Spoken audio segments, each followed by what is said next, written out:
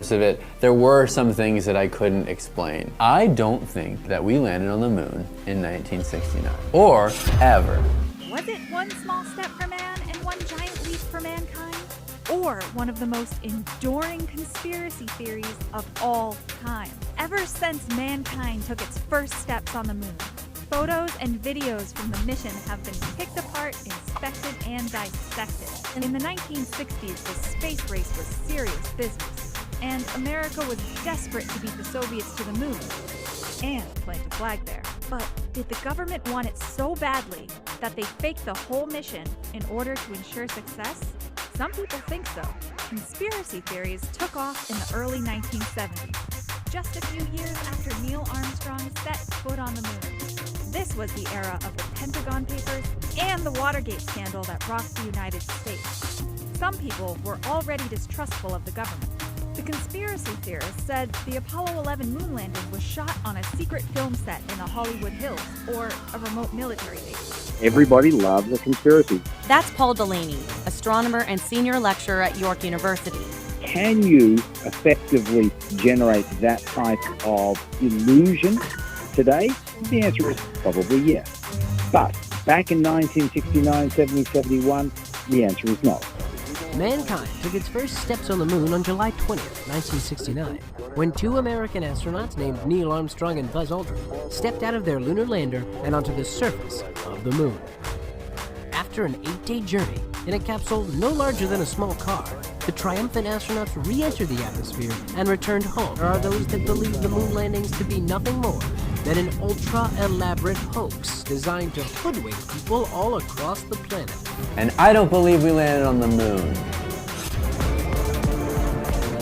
I am not a conspiracy theorist. I got into reading up a lot on conspiracy theories, and a lot of the times it's all baloney. So I started to read more stuff about the moon landing. After I started to debunk certain parts of it, there were some things that I couldn't explain. I don't think that we landed on the moon in 1969, or ever. Let's start with the motive of why the US government would have faked the moon landing. Cold War is number one. We were at it with the Russians. JFK came out in 1961 and said, you know what, by the end of the decade, we're gonna go to the moon.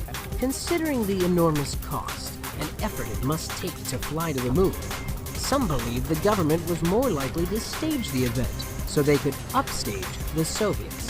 Concerned that Russia was gonna build a missile base on the moon. Sounds crazy, but it's not, and it's what people believe. They put Yuri Gagarin out into space before we did, and that was scary. My theory is we didn't really have the technology to do so. Look at the computers that they were using in mission control. They were like 16-bit computers. They were like TI-83 calculators.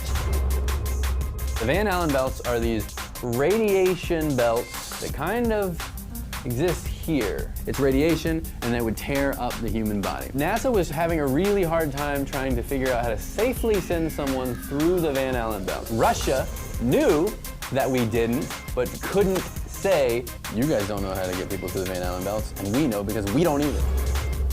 Gus Grissom was one of the original astronauts on the Apollo mission. He was originally going to be the first man on the moon. There's a conspiracy theory that NASA murdered Gus Grissom. They needed him quiet right there in 1967. They failed Apollo 1 mission in which Gus Grissom, Ed White, and Roger Chaffee died in a fire before launch. There are a lot of discrepancies based on the footage of the moon landing. And a lot of those I don't necessarily believe are good, hard arguments. What can't be explained away is the crosshairs on the photos. And these are photos that NASA took and released. There are moments where the crosshairs, which are fixed to the camera, actually lie behind equipment. The theory is that the only way that the crosshairs would be behind a piece of equipment in a photo would be if the piece of equipment was superimposed. This happens on a couple of occasions in the NASA photos. And say the sun is over here, right? Well, we got shadows naturally this way, but in some occasions, there are shadows competing. This would suggest another light source over here, sending the shadow this way. If you're on the moon, there wouldn't be two light sources, there would only be the one.